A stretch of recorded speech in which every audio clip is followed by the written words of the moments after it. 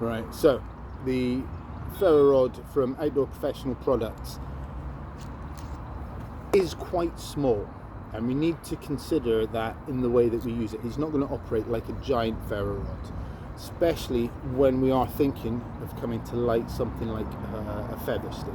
Okay, out in the woods, you got a ferro rod, you got a knife, you should be able to create fire.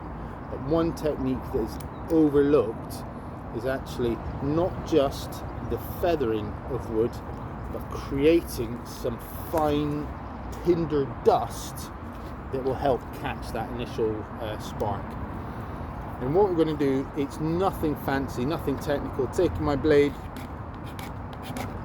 and I'm going to scrape a mass of fibres off of a bit of dry wood. So this piece of hazel I'd already split. You can see I'd started to feather, get some curls off of that.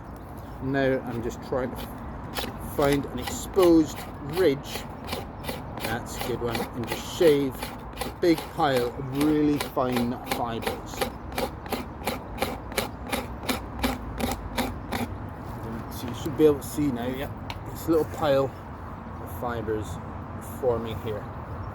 So if I was using something like fat wood, that in itself would be fairly straightforward. It should just catch that flame.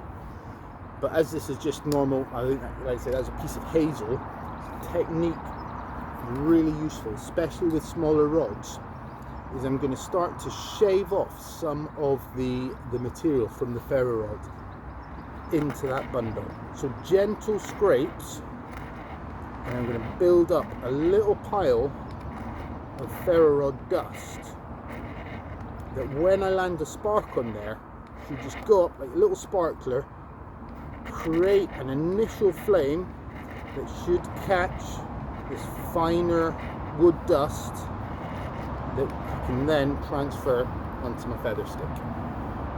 So get everything prepped. Dust goes up,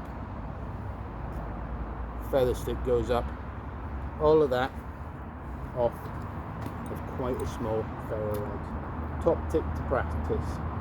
Give it a go.